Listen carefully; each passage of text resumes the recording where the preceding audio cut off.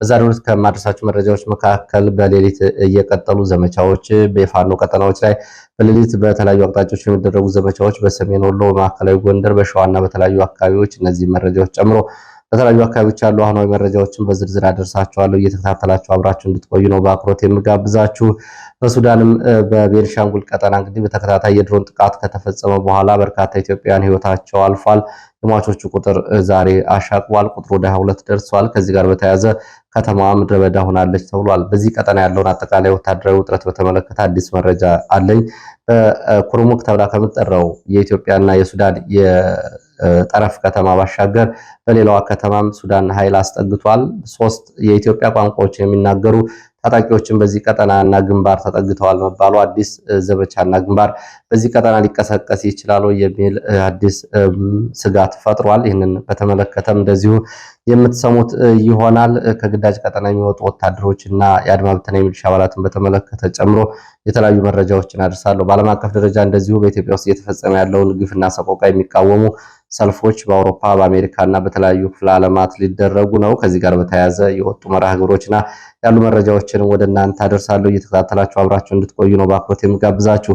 ሀሳብ አስተያየት ቢኖራችሁ ጥቆማ ዜና@gmail.com ላይ ልታደርሱ ትችላላችሁ። እያደረሳችሁ ስለሆነ በእጅጉ ነው የማመሰግነው። በቴሌግራም በዋትስአፕ በሜሴንጀርም ልታደርሱ ትችላላችሁ። መነጋገሪያ የሆነው የህወሓት ፖለቲካም አሁንም የዓለምን ትኩረት ስቧል።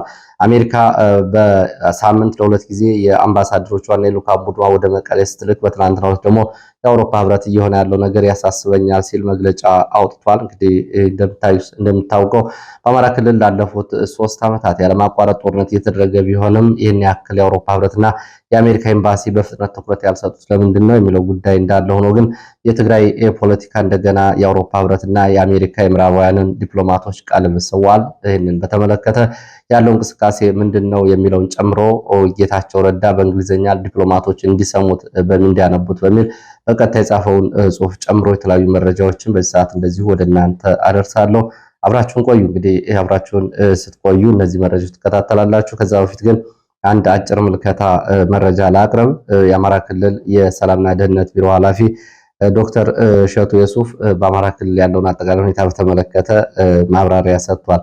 ከነዚህ ማብራሪያዎች ላይ ለምልከታ ለ1-2 ደቂቃዎች የሚያቆየን ምርጫን በተመለከተ የሰጠው አስተያየት ነው። ምርጫን በተመለከተ በጸጥታ ችግር ምክንያት የሚስተጓጎል ምርጫ የለም ብሏል። በምርጫ ክልል ደረጃም ሆነ በምርጫ ጣቢያ የሚስተጓጎል አንድም ጣቢያም ሆነ ምርጫ ክልል የለም ሲል በአማራ ሚዲያ ላይ ቀርቦ ተናግሯል። አስተማማኝ ዝግጅት ተደርጓል። በክልሉ ምርጫ ጣቢያዎች ሰላማዊ የምርጫ ምዝገባ መከናወኑን ሪፖርት አድርጓል። ይህንም አቅርቧል። እንግዲህ ምርጫ የሚያደናቅፍ ካለም እርምጃ እንወስዳለን የሚል አስተያየት ሰጥቷል። ይህንን እንግዲህ ለምልከታ ያቀረብኩት ያለውን አጠቃላይ ነባራዊ ሁኔታ ቀድማይ ተመልካቾች ምርጫ የሚባለው በኢትዮጵያ ውስጥ አሁን በተለየ ዘንድሮ ምዝገባው ጀምሮ የከፉ ታይተው የማይታወቁ ባህሪያትን እያስተናገደ ነው የሚገኘው። ይህንን ምርጫ ነው እንግዲህ በዚህ እየገለጹት ያሉት። ስለ ምርጫው ከቀረቡ ዘገባዎች መካከል የትኞቹን ታስታውሳላችሁ? መንግስት ሰራተኞች ደሞዝ የተከለከሉበት፣ መንግስት ሰራተኞች ምርጫ ካርድ አልወሰዳችሁም በሚል ከስራ የታገዱበት፣ መንግስት ሰራተኞች ሻቢያ ናችሁ፣ ኦነግ ሸኔ ናችሁ፣ ፋኖ ደጋፊ ናችሁ፣ ጽንፈኛ ናችሁ ፈርሙ በሚል የምርጫ ካርድ ባለመውሰዳቸው ከስራ ማስጠንቀቂያ የተሰጠበትን ወይስ ደግሞ አርሶ አደሮች ምርጫ ካልወሰዳችሁ ማዳበሪያ አታገኙም፣ ምርጥ ዘር አታገኙም፣ እንዲሁም ደግሞ የጤና መድን ሽፋን ሕክምና አታገኙም በሚል አስገዳጅ ጫና ውስጥ የገቡበትን ምዝገባ ታስታውሳላችሁ። ከዛ ባለፈ ደግሞ እንደዚሁ የባጃጅ አሽከርካሪዎች ጭምር ነዳጅ የተከለከሉበትን፣ የፖሊስና የሚሊሻ አባላት እንደዚሁ የመከላከያ አባላት ጭምር ካርድ የሚወስድ ጠፍቶ ካርድ እንዲወስዱ የተደረገበትን ምርጫ እንዲሁም ደግሞ ከዚህ ባለፈ በብዙ የአማራ ክልል አካባቢዎች ምርጫ ጊዜው ካለፈ በኋላ ሚሊሻዎች ቤት ለቤት የሰጡትን ምርጫ ካርድ እንዲሁም ደግሞ የሴፍቲኔት ተመዝጋቢዎችን ስም ዝርዝር ሙሉ በሙሉ በመውሰድ የምርጫ ምዝገባ ላይ በማስፈር ሰዎች ምርጫ ካርድ ወስደዋል በሚል የምርጫ ካርድ እንደገና በወታደራዊ ካምፕና በሚሊሻ እጅ እንዲቀመጥ አሁን ደግሞ እየመዘገቡ ሚሊሻዎች ቤት ለቤት እየዞሩ የምርጫ ካርዱን ከነዋሪዎች እየተቀበሉ ነው የሚገኙት። ምርጫ ተመዝግባችኋል፣ አሁን ምርጫ ካርዱን አስረክቡን በሚል ምን ማለት ነው? ምርጫው ሲደርስ ሚሊሻዎቹ ይህንን ካርድ ወደ ኮሮጆ አስገብተው ያው የተለመደውን ድራማ ለማድረግ ነው። ይህንን ነው እንግዲህ ምርጫ እየተባለ የሚነገረው። ከዚህ ባሻገር በጎንደር ከተማና በባህር ዳር ከተማ የማህበራት የሸማቾች ማህበራት ዘይትና ስኳር አታገኙም፣ ሳሙናም አታገኙም በሚል እንደዚሁ ማህበራቶቹ የተበተኑበትን እንዲሁም ደግሞ በዚሁ በከተሞቹ የቀበሌ መታወቂያችሁን አምጡ ምርጫ ካርድ ወስዱ ነው የሚሰጣችሁ በሚል የተደረገውን ምርጫ ነው ወይ ምርጫ ብለው የሚያወሩት? ይሄ ሁሉ ባለበት ሁኔታ በርካታ የምርጫ መረጃዎች እንግዲህ ሰምታችኋል። ስለ ምርጫው አንዳንድ አካባቢዎች በተለይ ፋኖ በተቆጣጠራቸው አካባቢዎች የሚገኝ ህዝብ አንድ ሊቀመንበር ወይም ደግሞ ተወካይ ልከው ህዝቡን ፈርሞ የምርጫ ካርድ እንዲወስድ የተደረገበት የምርጫ ካርዱ ለደህንነት ሲባል እንደዚህ በወታደራዊ ተቋማትና በሚሊሻ እጅ ያለበት ሁኔታ ነው ያለው። ስለዚህ አሁን ይህንን ነው ምርጫ እያሉ የሚያነሱት። የትኛውን ምርጫ ነው እንግዲህ በምርጫ ጣቢያዎችም በምርጫ ምዝገባዎችም ተከናውኗል የተባለው ይሄ ከሆነ ይሄ እንዳልሆነ ለማሳየት ነው በምልከታ። ከዛ ባሻገር እንግዲህ የምርጫ መተማመኛ እንደማይሆንም በተደጋጋሚ ተገልጿል። ምርጫ በተለይ በአፍሪካ ውስጥ እንዲሁም ደግሞ በአምባገነን መንግስታት ባሉባቸው ሀገራት ምርጫ መተማመኛ አይሆንም። ብልጽግና ይህ ምርጫ ለምን እንደፈለገው ግልጽ አይደለም። ብልጽግና አሁን ካለው የህዝብ ተቀባይነት ወይም ደግሞ የህዝብ ነቀፌታ አንድም የሚጨምርለት አንድም የሚቀንስለት ነገር እንደሌለ ይታወቃል። ኢህአዴግም እንግዲህ መቶ አሸነፍኩ ባለ ጊዜ ነው በወራት ውስጥ የህዝብ ተቃውሞ የተነሳው። አሁን ብልጽግና በህዝብ ተቃውሞ በእርስ በርስ ጦርነት እንዲሁም ደግሞ በኢኮኖሚያና በተለያዩ ቀውሶች ውስጥ እየተናጠ ባለ ሀገር ውስጥ ነው እንግዲህ መንግስት ለመሆን ምርጫ አድርጋለሁ እያለ ያለው። ይህ ምርጫ ምንም መተማመኛ አይሆንም። ከምርጫው በኋላም የሚቀሰቀሱ አመጾችም ሆኑ አሁን ያለው ሂደት ቀጥሎ ብልጽግናን መተማመኛ ሊያደርገው እንደማይችል ይህን ደጋግመው ሊያስቡት የሚገባ ጉዳይ ነው። ለማንኛውም እንግዲህ የአማራ ክልል የተደረገው ምርጫ ምዝገባ እውነት ለመናገር ተደርጓል ማለት አይቻልም። የምርጫ ምዝገባና የምርጫ ወረቀት አልወሰዳችሁም በሚል እስካሁን ድረስ በርካታ ሰዎች ታስረዋል። አሁንም የምርጫ ካርድ ጠፍቶባቸዋል የተባሉ ሰዎች በሚሊሻዎች ተረሽነዋል። ወታደሮች ጭምር ሳይቀር ምርጫ ካርድ እንዲወስዱ ተደርገዋል። በትምህርት ቤት መተማ በመሳሰሉ አካባቢዎች እንደዚሁ የ13 የ12 ዓመት ህጻናት ጭምር ከትምህርት ቤት ካርድ እንዲወስዱ ተደርገዋል። በብዙ አካባቢዎች ደግሞ ካርድ መድረስ ባልቻለበት ሁኔታ እንደዚሁ የሞቱ ሰዎች ጭምር ስማቸው እየተመዘገበ ሚሊሻ የምርጫ ካርድ አውጥቷል። ይሄ ነው እንግዲህ አማራ ክልል አካባቢ ያለው ሁኔታ። ይህንን ነው ምርጫ እያሉ የሚያወሩት። ወደ መረጃዎቹ ነው የሚሄደው። ወደ መረጃዎች ሲሄድ ወደ መቀሌ የሚወስድ መረጃን ማስከትለው መቀሌ ከአሜሪካ ኤምባሲ በመቀጠል የአውሮፓ ህብረት የህወሓት እንቅስቃሴ አሁናዊ የህወሓት እንቅስቃሴ እንግዲህ የፕሪቶሪያዊ ሰላም ስምምነት በመጣስና እንዲሁም ደግሞ አዲስ የመንግስት እናቋቁማለን በሚል 2013 በተደረገው ምርጫ መሰረት የሚያደርጉትን የምክር ቤት ምስረታ በተመለከተ አውሮፓ ህብረት ጉዳዩ አሳስቦኛል ብሏል።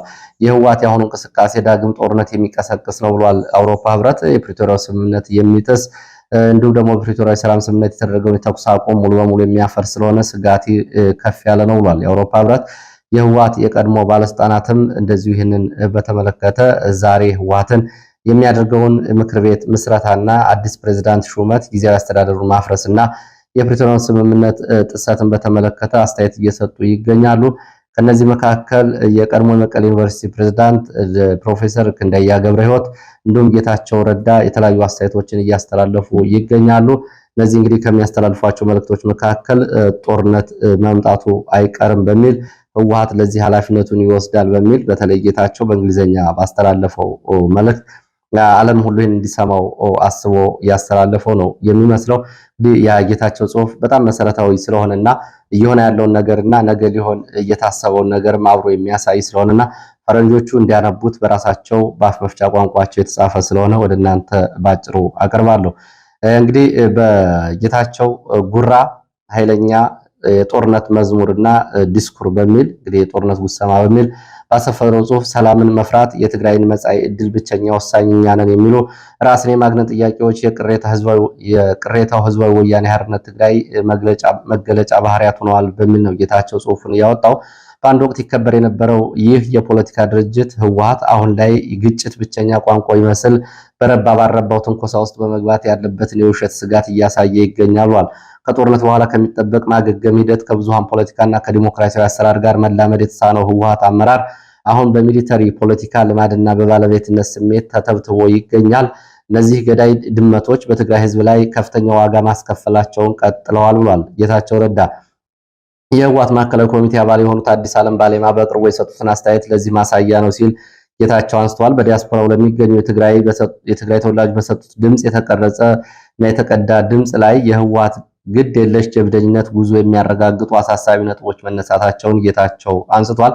አዲስ ዓለም ባሌማ ትግራይ ከእንግዲህ በፖለቲካም ሆነ በስትራቴጂክ አልተገደለችም ሲሉ ይፎክራሉ። እንዲሁም ከኢትዮጵያ ፌዴራል መንግስት ጋር ለምታደርገው ፍጥጫ ከሀገር ውስጥ ታጣቂዎች እስከ ውጭ ኃይሎች የኤርትራን ስርዓት ጨምሮ ጋር የጥቅም ትስስር መመስረቷን ገልጸዋል። አክለውም ህወሓት ለሰላም ሲል ትዕግስት ቢያሳይም አሁን ግን ከባልደረቦቹ ጋር በመሆን ለወታደራዊ አማራጭ ዝግጅቱን ማጠናቀቁን ተናግሯል። በተጨማሪ የሱዳን መንግስት ለእኛ የወደብና የሎጂስቲክ መተላለፊያ ፈቅዶልናል የሚል ጥያቄ አንስተዋል። እነዚህ ሰላማዊ መፍትሄዎች በሚያስፈልጉበት ወቅት የተሰነዘሩ ወደ ግልጽ ፖለቲካዊ ትንኮሳ የሚያመሩ አደገኛ ንግግሮች መሆናቸውን መናገር አያስፈልግም ብለዋል ጌታቸው ረዳ።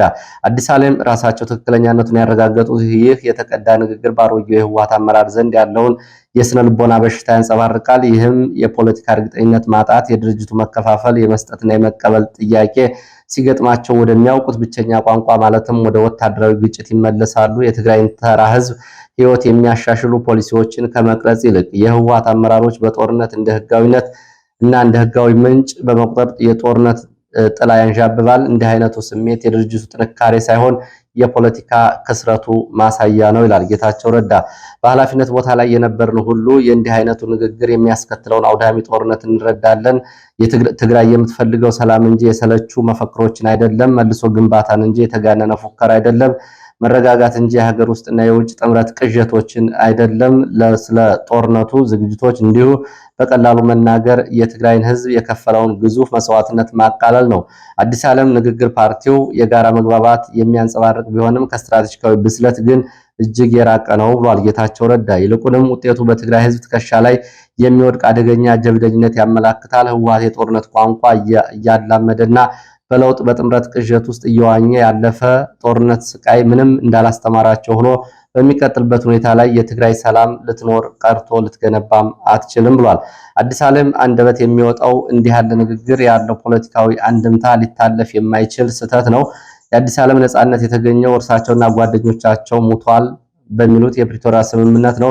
ፕሪቶሪያ እስረኞች እንዲፈቱ፣ አገልግሎቶች እንዲቀጥሉ፣ የፖለቲካ ምህዳሩ እንዲከፈት ሁኔታዎችን አመቻችቷል። ከሁሉም በላይ ደግሞ መሳሪያዎች እንዲገቱ አድርጓል። ተኩስ እንዲቆም አድርጓል። ምንም እንኳ ተፈናቃዮች መመለስ፣ የትግራይ ግዛቶች ጉዳይ ያልተፈቱ ቢሆንም የፕሪቶሪያው በኢፌዴሪ ህገ መንግስት መሰረት ዘላቂ መፍትሄ የሚሆን ማዕቀፍ አስቀምጧል። ዘላቂ ሰላምና ጥምረት ከማድረግ ይልቅ የህወሓት አመራር አሁን ጦርነት ነጋሪት እየጎሰመ ይገኛል። አሁን ግልጽ ሆኗል። ሌላ ጦርነት ትግራይን አያጠነክራትም ወይም አያገግማትም፣ ይልቁንም ያጠፋታል። የጥፋቱ ሰለባ የሚሆነው ደግሞ እንደቀደመው የትግራይ ወጣት ነው። በተጨማሪም የትግራይ ማህበራዊ ኢኮኖሚያዊ መሰረቷ የወደመባት፣ ህዝቧ ለዘላቂ ጥገኝነትና ለአካላዊ ስነልቦና ጠባሳ የተጋለጠበት የሙታን መንደር ያደርጋታል። ስለ ፖለቲካዊ ሽግግርና ስለ ጦርነት ሜዳ ብልጫ የሚቃዡ ሰዎች በጦርነት ውስጥ የማይቀየረውን አንድ እውነት አያስተውሉም። እሱም ልጆቻቸውን የሚቀብሩ ወላጆች፣ ምርታቸውን የሚያጡ ገበሬዎችና ከግጭትና ከጦርነት ውጭ ምንም የማያውቁ ህጻናት ትውልዶች ናቸው። የትግራይ መጻኢ ዕድል ያለው ራሳቸው ጥቅም በሚያሳድሩ የሀገር ውስጥና የውጭ ተዋናዮች ሴራ ውስጥ ሳይሆን በዘገየው የመልሶ ግንባታ በሰላማዊ ፖለቲካና ከፌዴራል መንግስት ጋር በሚደረግ ገንቢ ግንኙነት ላይ እንደሆነ ምንም ጥርጥር የለኝም ብሏል ጌታቸው ረዳ። በእውነቱ ለህዝባችን የሚያስብ ማንኛውም አካል ጦርነት አታላይ ጥሪ ለአንዴና ለመጨረሻ ጊዜ ውድቅ በማድረግ አለበት። አዲስ ዓለምና ግብረ አበሮቻቸው የጦርነት ነጋሪት አቁመው የቆሰለውን ማህበረሰብ እየፈረሰ ያለውን ክልል ማዳን፣ ክቡር የሰው ህይወት መገንባት አለባቸው። እንዳለመታደል ሆኖ ግን የቅርብ ጊዜ ክስተቶች እነዚህ መሪ ተብዬዎች የማይታረሙ ሞኞች መሆናቸውን በድጋሚ እያረጋገጡ ነው ብሏል ጌታቸው በቀድሞ ጓደኞቹ ላይ ያሰማው ትችት ነው። ያው እንግዲህ ጌታቸውም ሆነ ደብረጽዮን ከአማራ ፖለቲካ ጋር የተለያየ ፍላጎት እንደሌላቸው ግልጽ ነው። እንግዲህ በቅርቡ በወልቃይት እንኳን ምርጫ ይደረጋል ሲባል ዘሎ ተንደርድሮ መግለጫ ማውጣት ይህንን በማድረግ ጭምር እነጌታቸው ቀዳሚዎች ናቸው። እነጌታቸው እንግዲህ የአብይን ተደግፈው በአማራ ፖለቲካ ላይ የሚያደርጉት ነገር እንዳለ ሆኖ አሁን ግን እርስ በርስ መግጠማቸውና በአብይ አህመድ ለሚያደርጋቸው እርምጃዎች ነገ ለሚወሰዱ እርምጃዎች እንደ ትክክለኛ አመላካቹ ነው እየሰጡ ያሉት እነጌታቸው ረዳ ናቸው። ለማንኛውም በዚህ ሁኔታ ጀነራል ታደሰ ወረደ ጦርነት ብንገባ ማናሸንፍም የሚል ምክረ ሐሳብ ለነደብረጽዮን ማስገባቱን መረጃዎች ገልጸዋል።